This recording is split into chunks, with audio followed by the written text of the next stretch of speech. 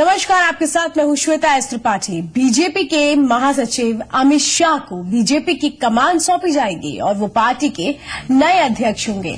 आज इनके नाम का ऐलान होना करीब करीब तय माना जा रहा है। आज बीजेपी संसदीय बोर्ड की बैठक है और इस बैठक के दौरान अमित शाह के नाम का बीजेपी के नए अध्यक्ष के तौर पर ऐलान किया जाएगा।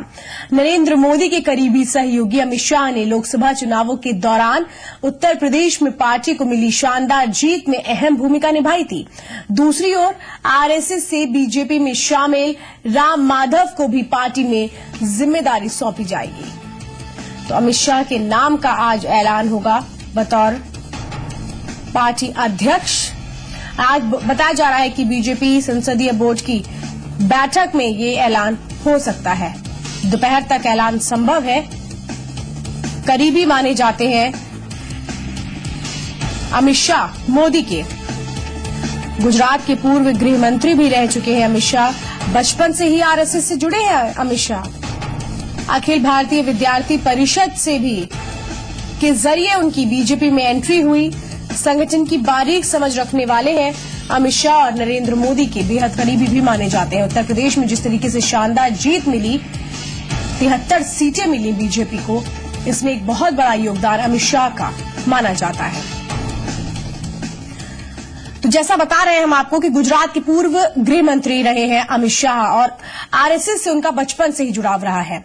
उनकी एंट्री बीजेपी में अखिल भारतीय विद्यार्थी परिषद के जरिए हुई और संगठन की बारीकी समझने वाले अमित शाह को नरेंद्र मोदी का बेहद करीबी माना जाता है। अमित शाह का जन्म एक बड़े कारोबारी अनिल चंद्र शाह के घर 1964 में हुआ। उन्होंने बायोकेमिस्ट्री में बीएससी तक शिक्षा प्राप्त की और इसके साथ ही पिता के कारोबार से जुड़ गए।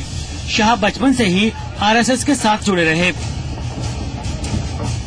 अमित शाह का बीजेपी में प्रवेश अखिल भारतीय विद्यार्थी परिषद यानी एबीवीपी के जरिए हुआ। गुजरात के पूर्व गृह मंत्री रहे अमित शाह को एक वक्त बीजेपी के सबसे दिग्गज नेता लाल कृष्ण आडवाणी का करीबी माना जाता था। अमित शाह सबसे कम उम्र के Gujarat state finance corporation limited के अध्यक्ष बने। संगठन की बारीक समझ रखने वाले अमित शाह एक बार नरेंद्र मोदी के करीब आए तो उनका सबसे चहेता बनने में देर नहीं लगी। 2003 में जब गुजरात में दोबारा नरेंद्र मोदी की सरकार बनी, तब उन्हें राज्य मंत्रिमंडल में शामिल किया गया और गृह मंत्रालय समेत कई विभागों की जिम्मेदारी सौंपी गई। अमित शाह अहमदाबाद के सरखेज विधानसभा क्षेत्र से लगातार 4 बार से विधायक हैं। 2002 में अमित शाह ने सबसे ज्यादा 1,58,000 वोटों से जीतने का रिकॉर्ड बनाया। अगले चुनाव में उनकी जीत का अंतर बढ़कर 2,35,000 वोट हो गया। धूमकेतु की तरह उठे उनके राजनीतिक करियर पर सोहराबुद्दीन एनकाउंटर मामले के साथ ही ग्रहण लग गया। सोहराबुद्दीन शेख की पत्नी और इस केस के प्रमुख गवाह तुलसी प्रजापति की भी हत्या कर दी गई थी। सोहराबुद्दीन शेख फर्जी मुठभेड़ में अमित शाह को 25 जुलाई 2010 को जेल जाना पड़ा। उन पर हत्या, अपहरण और जबरन बयान बदलने के लिए मजबूर करने जैसे आरोप लगे। अदालत में अमित शाह की पैरवी वरिष्ठ वकील राम जेठमलानी ने की।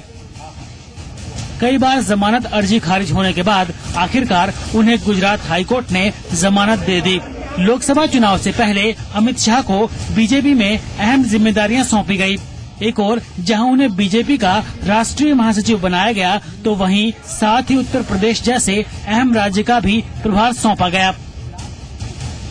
यूपी में जनाधार खो चुकी बीजेपी को अमित शाह ने न केवल खड़ा किया, बल्कि लोकसभा चुनाव में ऐतिहासिक जीत दिलाकर नरेंद्र मोदी को दिल्ली के तख्त पर बिठाने में सबसे अहम भूमिका निभाई। ब्यूरो रिपोर्ट, जी मीडिया। और अनुराग चड्ढा इस वक्त है जी मीडिया संवाददाता हमारे साथ। अनुराग, एक बात बहुत दिलचस्प यहाँ नहीं देखने को मिल रही है कि अगर हम अध्यक्ष के नाम की बात करें तो शुरुआत में कुछ नामों को लेकर चर्चा की जा रही थी। उस वक्त अमित शाह का नाम सामने नहीं आया था। जब बीच बीच में सुगबुगाहट होती तो ये कहा गया कि नहीं, उनको दूसरी जिम्मेदारियां दी जाएंगी। ये कहें कि बहुत सोची समझी रणनीति के तहत आगे बढ़ा गया अमित शाह के नाम को लेकर। जी बिल्कुल श्वेता, जब बीजेपी के जो राष्ट्रीय अध्यक्ष राजनाथ सिंह थे, उन्होंने जब कमान संभाली गृह मंत्रालय की, तो उसके बाद कई नाम सामने आए। उसमें सबसे पहला नाम जेपी नड्डा का सामने आया और खबरें बिल्कुल इस तरह से तेज हुई थी श्वेता कि बस अब लग रहा था कि उस समय कि जेपी नड्डा ही अब बीजेपी के राष्ट्रीय अध्यक्ष बन जाएंगे। लेकिन उसके बाद जेपी नड्डा के नाम की खबरें फिर थमी, फिर ओम माथुर का नाम सामने आया और कई तरह की कैलकुलेशन उनके नाम के साथ थे।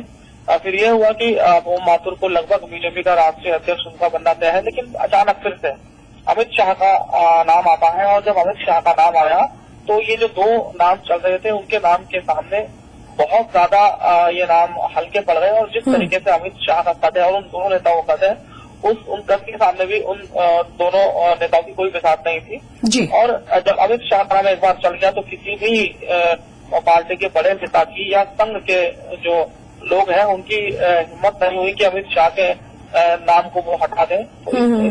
और उसके बाद अगर अमित शाह के नाम को देखें, जिस तरीके से उत्तर प्रदेश में उनको जिम्मेदारी दी गई थी प्रभारी की, तो उन्होंने उनकी मेहनत का ही असर था कि उत्तर प्रदेश में 73 सांसद चुनकर आए, जो अपने आप में एक इतिहास है।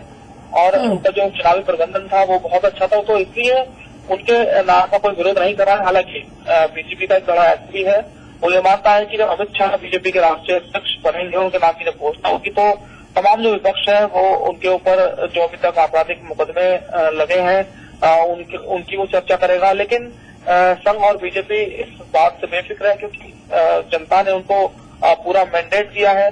तो इसलिए बीजेपी का जो हौसला है वो पूरी तरह से अब बढ़ा हुआ है।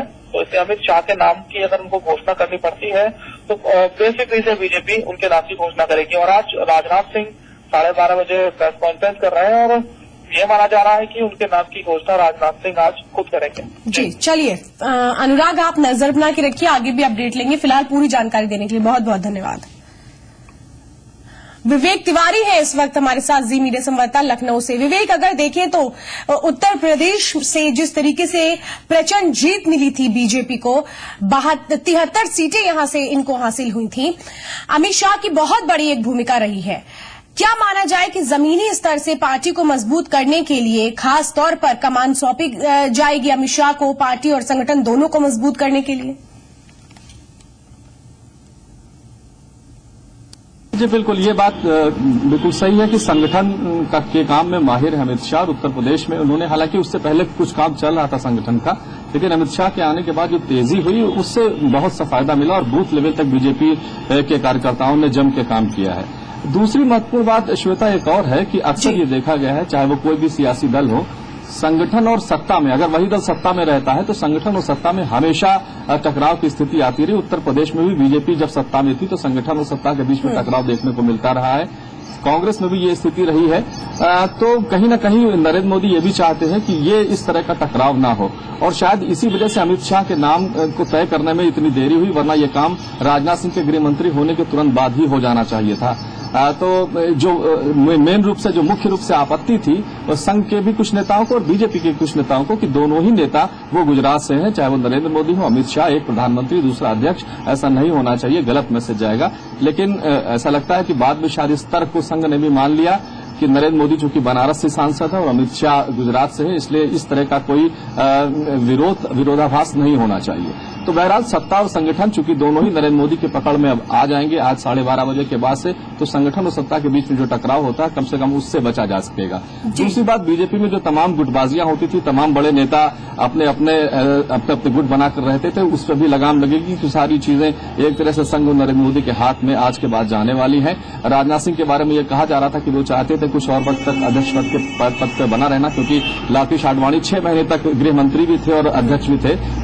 राजनाथ सिंह भी कुछ ऐसा चाहते थे, लेकिन शायद उनकी बात नहीं चली और इसमें अब तेजी ला दी गई। 2-3 चीजें और बताना चाहूंगा। पहले तो ये है कि 18 महीने के लिए फिलहाल अमित शाह अध्यक्ष बने रहेंगे, क्योंकि राजनाथ सिंह का जो बचा हुआ कार्यकाल था उस अवधि को वो पूरा करेंगे। इस अवधि में अगर वो चाहे तो जो कार्यकारिणी राजनाथ सिंह बना करके गए थे उसको रिवैम्प कर सकते हैं, नए चेहरे आ सकते हैं, क्योंकि कई सारे ऐसे कार्यकारिणी के सदस्य जो इस वक्त मंत्री बन चुके हैं केंद्र में, उनकी जगह पर नए लोग आएंगे।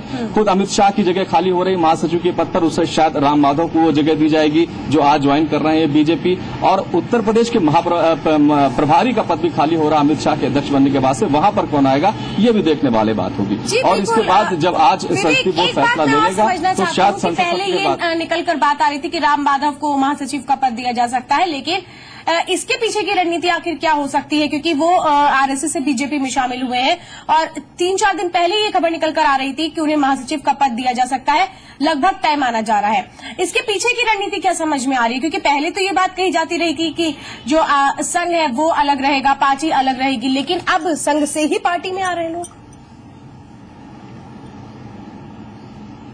देखिए, संघ से पार्टी में आने वालों का ये कोई नया सिलसिला नहीं है श्वेता। इससे पहले भी बहुत से लोग, अगर आप बात करें तो लालकृष्ण आडवाणी और अटल बिहारी वाजपेयी संघ से ही बीजेपी में आए, जनसंघ बना तो बीजेपी बनी। तमाम ऐसे नेता जो संघ के प्रचारक रहे, फुल टाइमर रहे, वो पार्टी में भेजे जाते रहे, तो ये कोई नई बात नहीं है।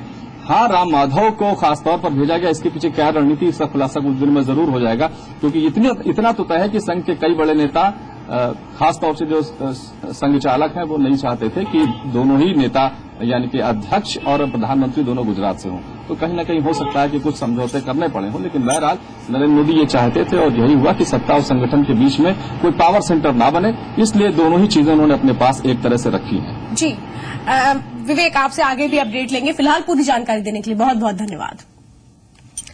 सतीश उपाध्याय दिल्ली बीजेपी के अध्यक्ष होंगे, जो जानकारी मिल रही है, और इसका भी औपचारिक ऐलान आज संभव माना जा रहा है। बीजेपी संसदीय बोर्ड की बैठक के बाद सतीश उपाध्याय को दिल्ली बीजेपी की कमान सौंपी जाएगी। सतीश उपाध्याय डॉक्टर हर्षवर्धन की जगह लेंगे। एज ए अध्यक्ष मेरी प्रायोरिटी है संगठन को मजबूत करना, पार्टी की विचारधारा को आगे बढ़ाना, और जो दिल्ली की जनता को पार्टी से अपेक्षाएं हैं, सरकार से अपेक्षाएं हैं, उनको पूरा करना, और संगठन के सभी लोगों को, सभी वर्गों को साथ लेकर के आगे चलना।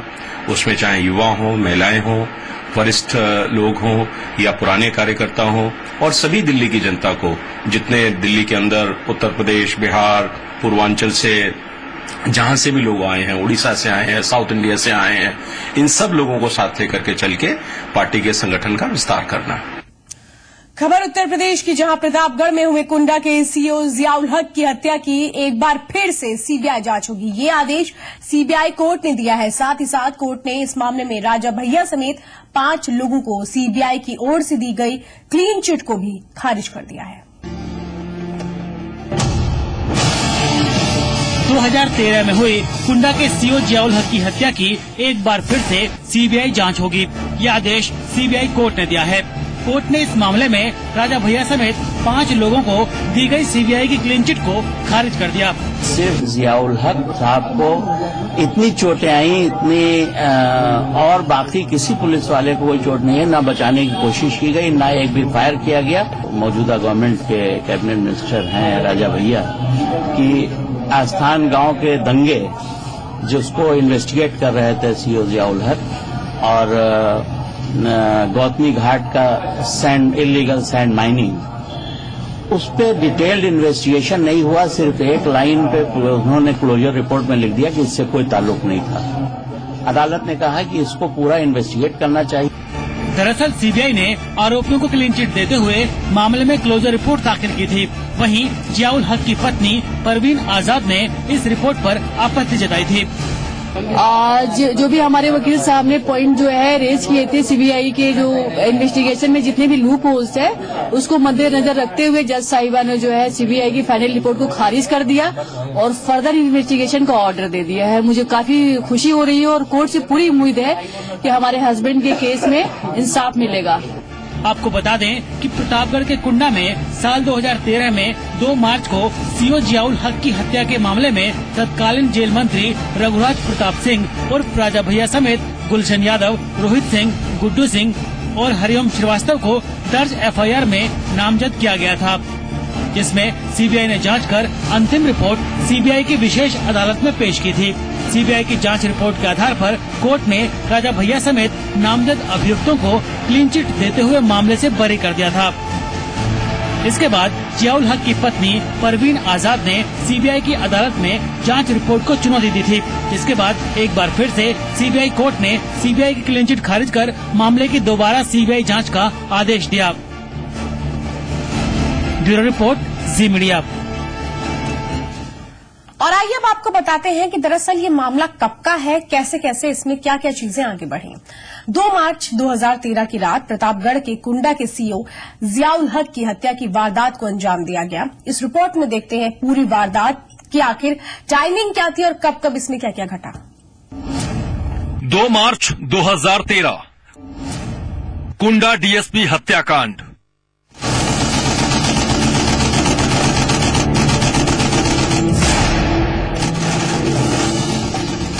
2 मार्च की रात कुंडा के बलीपुर गांव के ग्राम प्रधान नन्हे यादव की गोली मारकर हत्या कर दी गई। इस हत्याकांड के बाद गांव में तनाव पैदा हो गया। गांव के 2 गुट आमने सामने आ गए। उग्र भीड़ को काबू करने की जिम्मेदारी आई कुंडा के डीएसपी जियाउल हक पर, लेकिन नन्हे यादव की हत्या से उग्र लोगों की भीड़ ने मौके पर पहुंचे पुलिस क्षेत्राधिकारी जियाउल हक की हत्या कर दी।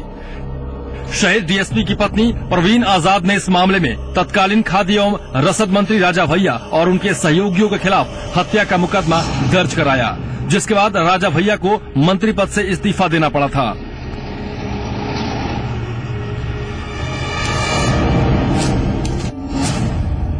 कुंडा डीएसपी हत्याकांड। कुंडा कांड में जब राजा भैया का नाम सामने आया तो राज्य सरकार ने मामले की जांच सीबीआई से कराने की सिफारिश की।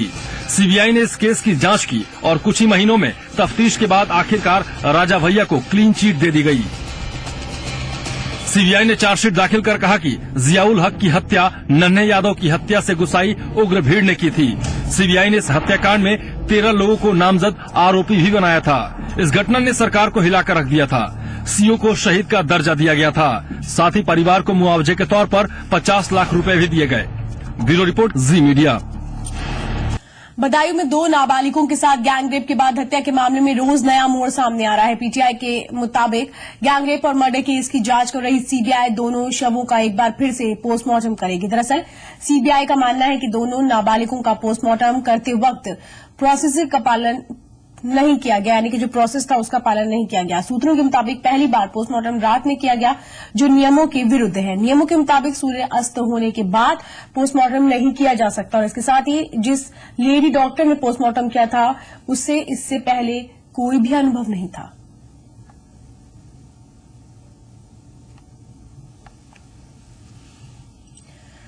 बदायूं गैंगरेप मामले की जांच कर रही सीबीआई ने इलाहाबाद हाईकोर्ट में प्रगति रिपोर्ट सौंपी है, पेश की है। हालांकि कोर्ट ने रिपोर्ट को वापस कर 5 अगस्त तक फिर से रिपोर्ट दाखिल करने को कहा है। आपको बता दें कि कोर्ट ने नोटिस जारी कर सीबीआई से स्टेटस रिपोर्ट मांगी थी। कोर्ट ने ये रिपोर्ट एक जनहित याचिका पर सुनवाई के बाद सीबीआई से मांगी थी।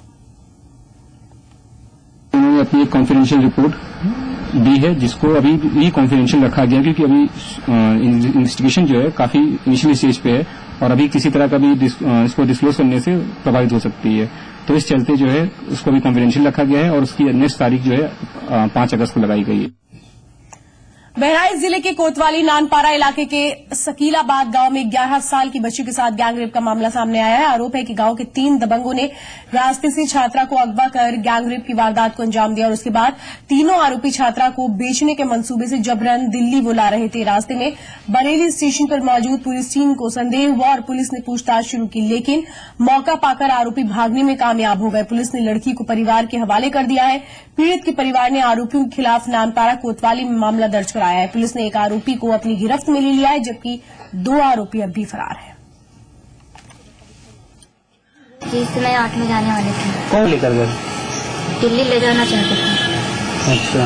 और यहाँ पे बरेली पुलिस रोक लिया था। हमारे साथ बलात्कार भी हुआ? जी हुआ। कितने लोगों ने किया? जी, 2 लोग। कौन कौन?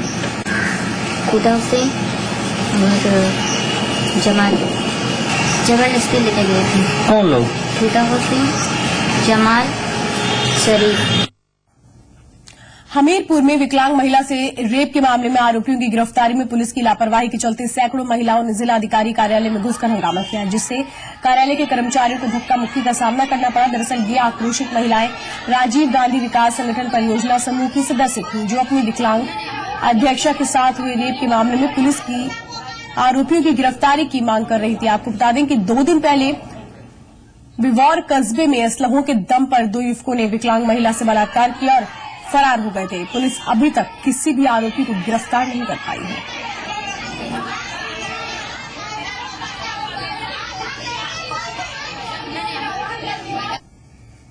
एक रेप कांड हुआ था जिसमें इस जो पीड़िता है इसके भाई गिर गए।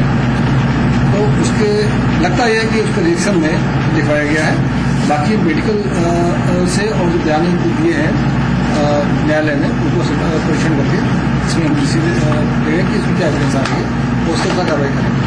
हालांकि बड़ा दबाव बनाया जा रहा है, महिलाओं का एक बड़ा ग्रुप इसमें लगा हुआ है दबाव बना के इसमें जो है कार्रवाई की जाए। कार्रवाई हम करेंगे, वो करेंगे निष्पक्ष शासन अनुसार, किसी दबाव में कार्रवाई नहीं करेंगे।